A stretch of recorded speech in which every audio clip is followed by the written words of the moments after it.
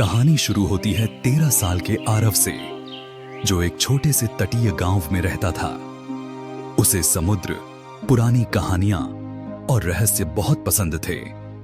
उसके दादाजी हमेशा एक कालद्वीप की कहानी सुनाते, एक ऐसा द्वीप जो कभी नक्शों पर नहीं दिखता, लेकिन जहां समय ठहर जाता है। एक दिन आरव को अपने दादाजी की अलमारी में एक पुराना नक्शा मिलता है, जिस पर लिखा होता है, जिसे समय पीछे छोड़ दे वह कालद्वीप को पा सकता है। आरव अपने दो दोस्तों माया और कबीर के साथ एक पुरानी नाव पर निकल पड़ता है उस द्वीप की तलाश में। वे तीनों एक कंपास, नक्शा और कुछ खाने पीने का सामान लेकर निकलते हैं। रास्ते में एक भयानक तूफान आता है, लेकिन नक्शे की मदद से वे एक अजीब रोशनी वाली धारा के पास पहुंचते हैं। अचानक आसमान बदल जाता है और वे पहुंचते हैं काल द्वीप पर। इस द्वीप पर घड़ियां चलती नहीं, पेड़ स्थिर हैं और कोई बूढ़ा नहीं होता। लेकिन द्वीप पर और भी रहस्य हैं।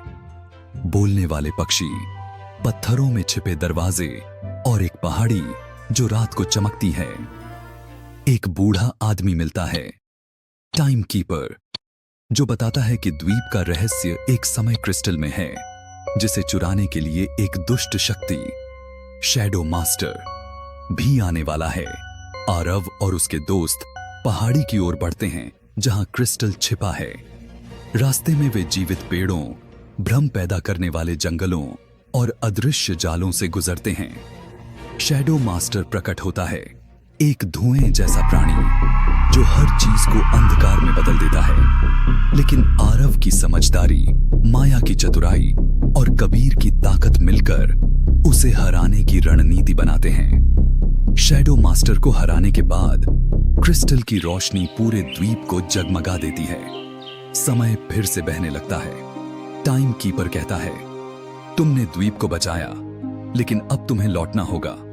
एक रहस्यमयी लहर उन्हें वापस उनके गांव के किनारे छोड़ देती है। लेकिन रहस्य बाकी है। जब आरव अपने कमरे में पहुंचता है तो घड़ी पर समय उसी पल पर रुका हुआ होता है जिस समय वे समुद्र में निकले थे।